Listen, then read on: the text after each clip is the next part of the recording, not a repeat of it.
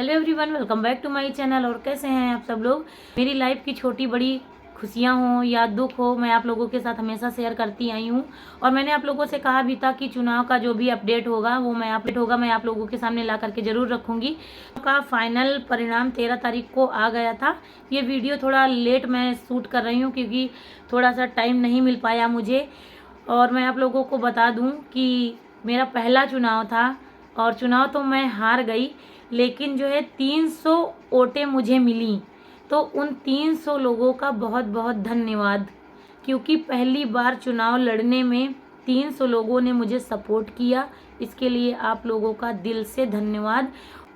सबसे पहले मैं अपने पति के दोस्तों का दिल से धन्यवाद करना चाहूँगी।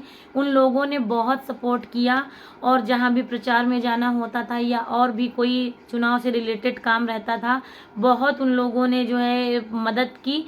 सिर्फ चुनाव में ही नहीं, अभी मेरे भाई का जब ऑपरेशन होना था उसमें भी मेरे पति के दोस्तों ने बहुत मदद की। तो 6 यूनिट ब्लड की ज़रूरत थी। 6 दोस्तों ने अपने शरीर से एक एक यूनिट ब्लड निकलवा करके दिया। हर कहीं ना कहीं मेरे पति के यार दोस्तों का बहुत बड़ा सपोर्ट है। और लास्ट में चुनाव मैं हार गई हूँ। फिलहाल मैं ये बात क्लियर कर दूँ कि हार और जीत मेरे लिए मायने नहीं रखता है। मायने ये रखता है कि मैंने किसी चीज़ में हिस्सा लिया। चुनाव लड़ना भी सबके बस की बात नहीं होती है। चुनाव लड़ने के लिए भी बहुत बड़ा कलेजा चाहिए, जो सबके अंदर नहीं होता है। तो हम लोगों ने शुरुआत की, यही बहुत बड़ी बात है। परिणाम अच्छा आया या बुरा आया, अच्छा आता तो कोई बात ही नहीं थी, खराब आया तो इसका मतलब ये है कि हो सकता कोई ना कोई तैयारी में कमी रह गई हो या प्रचार प्रसार में कोई कमी रह गई हो। तो जो भी फिलहाल रीज़न रहा हो, फिलहाल अगले 5 सालों का मुझे टाइम मिल गया है। अगर मैं आगे चुनाव लड़ना चाहूँगी या लड़ती हूँ तो इन 5 सालों में मैं अपने आप को और तैयार कर लूँगी। मेरे जीवन का संघर्ष उसी दिन से चालू हो गया था जब मैं 9th पास करके 10th में गई। 10th में जब मैंने पहली बार एग्ज़ाम दिया 10th का, तब मैं फेल हो गई।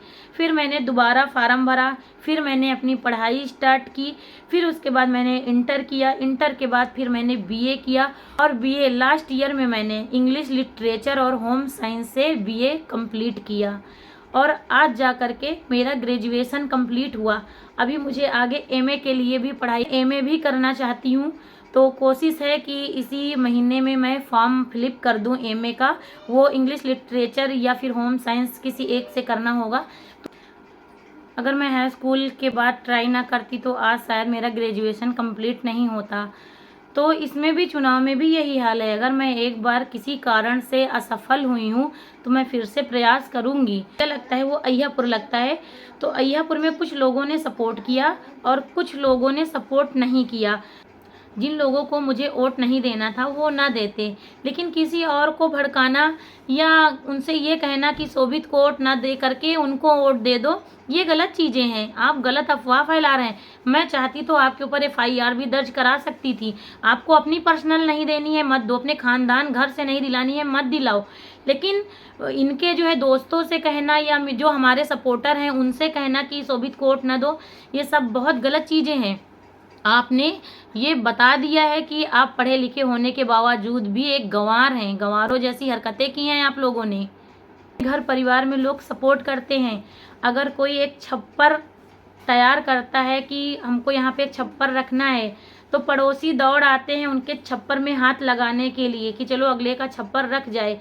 मेरे यहाँ क्या ज़्यादातर सबके यहाँ का यही हाल होता है कि गैर तो खुशियों में शामिल होकर के खुश हो जाता है। उसे क्या मतलब, उसे तो सिर्फ इंजॉय चाहिए। और जो कुछ अपने होते हैं आस पड़ोस के, उनको ये जलन हो जाती है कहीं आगे ना बढ़ने पाए। इस दिन मैं नामांकन करके आई थी, फेसबुक पे मेरी फ़ोटो डाली गई और उसमें से बहुत से लोगों ने ये कमेंट लिखा कि आपकी जीत पक्की है, आप जीत जाएंगी। तो उनमें से एक लोगों ने लिखा हार पक्की है। उनसे मेरा शायद कभी कोई रिश्ता हुआ करता था और मेरे हस्बैंड का उनका खून का रिश्ता है। मैं इस वीडियो में नाम नहीं लेना चाहूँगी क्योंकि मैं नाम लेना तक पसंद नहीं कर रही हूँ। उन्होंने लिखा हार पक्की है। तो मैं ये कहूँगी कि आज मैं हारी हूँ अपने मुकद्दर से, लेकिन तुमने अपना मुंह गंदा कर लिया इतनी बड़ी बात बोल करके। तुमने मेरे ऊपर जो भविष्यवाणी की थी, मेरा बुरा सोच करके कि मेरी हार पक्की है, तो मेरी हार तो पक्की हो गई। आज जब फाइनल रिजल्ट मेरा आया है तो मैं आपसे ये कहूँगी कि आपकी भविष्यवाणी में बहुत दम है। आप थोड़ी सी भविष्यवाणी बहुत पहले अगर अपने ऊपर बोलती तो शायद आज आपकी औलाद जिंदा होती।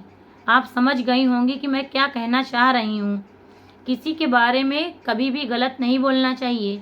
मैं जीतती तो शायद तुमको बुरा लगता कि अरे वो जीत गई, तुमको जलन होती। मैं हार गई हूँ तो हो सकता है तुम्हारी आत्मा को ठंडक पहुँच रही हो। तो अगर मेरे हारने से खुश हो तो चलो अच्छी बात है। गर्मी का मौसम चल रहा है, आपके दिल को ठंडक पहुँच गई, बहुत बड़ी बात है। मुझे इस बात का गम नहीं है कि मैं चुनाव हारी हूँ, लेकिन हाँ, इतनी सी बात बोल करके तुमने मेरे दिल में और मेरे घर में अपने लिए दरवाजे हमेशा के लिए बंद कर दिए हैं। और मैं तुमसे अब यहाँ पे रिक्वेस्ट भी करूँगी कि दोबारा मेरे बारे में कहीं चर्चा करने की कोशिश मत करना, वरना नतीजा इतना बुरा होगा जो तुमने कभी सोचा नहीं होगा। रिजल्ट क्लियर हुआ और आंकड़े लगाए गए कि कितनी वोटें कहाँ से मिली, तो जब उन लोगों से ये बात कहा गया कि जो है यहाँ की वोटें फिर कहाँ गई अगर नहीं मिली, तो अब वो लोग आकर के कह रहे हैं कि गलती हो गई। लेकिन तुम्हारे इतना बोलने से अब कुछ नहीं होना। किसी का 5 साल, किसी के 2 साल की मेहनत, किसी का पैसा तुम्हारी छोटी सी हरकत ने बर्बाद कर दिया। अगर सब लोगों का सपोर्ट होता तो आज मैं कहीं और होती। ये बात पहले भी सच थी, आज भी सच है और आगे भी सच होगी कि रावण राम से नहीं विभीषण से हारा था, क्योंकि रावण को मारने का तरीका सिर्फ विभीषण जानता था। तो ऐसे ही हमारे यहाँ, हमारे घर में, परिवार में, मोहल्ले का हाल है कि शोभित को कैसे जो है पीछे खींचना है, ये मोहल्ले वालों को पता है नहीं है। मेरे हस्बैंड हमेशा से समाज सेवा करते आए हैं और करते रहेंगे, क्योंकि जो है जब से मैं शादी करके आई हूँ तब से मैं उनको देख रही हूँ।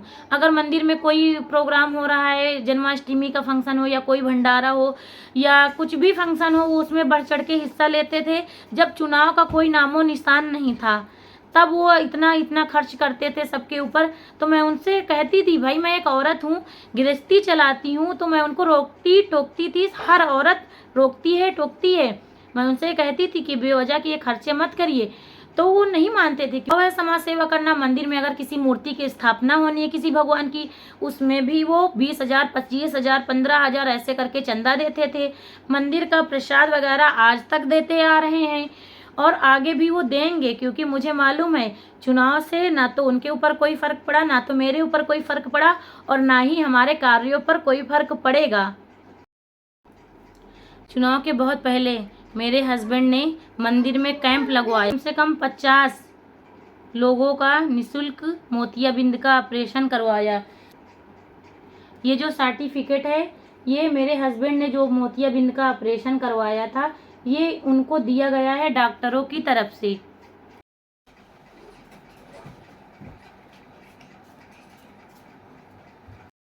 अगर मैं संघर्ष की बात करूँ तो मेरे जीवन में संघर्ष बहुत ज़्यादा है।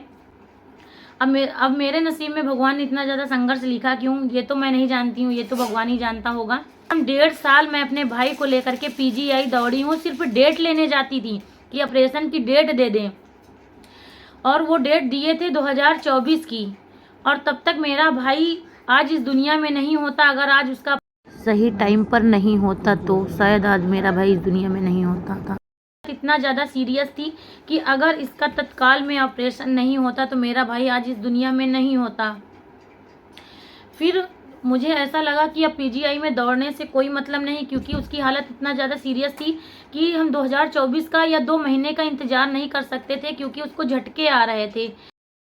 फिर मैं अकेले मुख्यमंत्री योगी जी के यहाँ अपने भाई के लिए गई। दुआएं, प्रार्थना मेरे भाई के साथ में थी, बस मेरे साथ में। मेरे लिए भी बहुत लोगों ने प्रे किया, बहुत अच्छी अच्छी ब्लेसेस दी, लेकिन शायद तकदीर में नहीं लिखा था। ये दुनिया किस्मत से चलती है, दिमाग से चलती होती तो अकबर की जगह बीरबल बादशाह होता। मेरी तकदीर में अच्छा होता है, लेकिन पहले संघर्ष का सामना मुझे करना पड़ा। तो जैसे ऑपरेशन के टाइम पर मेरा एक्सीडेंट हुआ, और भी सिचुएशन ऐसी क्रिएटें हुई जिनसे मैं तपी, परेशान हुई, निकली और सफलता हाथ लगी। और वैसे ही चुनाव में मैं लड़ी हूँ, खड़ी हूँ, गिरी हूँ, मेहनत किया और लोगों से उम्मीदें बांधी और मैं हार भी गई, लेकिन अगर मैं आगे फिर खड़ी होती हूँ तो मैं जीतूंगी, क्योंकि मैंने पर ये आजमाया है कि मुझे सफलता बाद में मिलती है, पहले मुझे कठिनाइयों का, संघर्ष का सामना करना पड़ता है तब। तो आज का ये वीडियो मेरा बस यहीं तक था, और उम्मीद करती हूँ वीडियो आप लोगों को अच्छी लगी हो तो प्लीज़ लाइक ज़रूर करें। बहुत से लोग तो मेरी यूट्यूब की वीडियो लाइक इसलिए नहीं करते हैं कि उन्हें लगता है कि उनका एक लाइक मुझे अगर मिल गया तो मैं शायद रातों रात कहीं करोड़पति न बन जाऊं। तो ऐसा कुछ नहीं है, किसी के लाइक करने से कोई करोड़पति नहीं बनता है। हाँ, ये एक मोटिवेशन मिल जाता है कि आपने लाइक किया, आपको मेरी बातें, मेरी जानकारी अच्छी लगी। और अभी मुझे दीजिए इजाज़त, दूंगी आपसे एक नए वीडियो, नए ब्लॉग में। तब तक के लिए नमस्ते, बाय बाय, टेक केयर।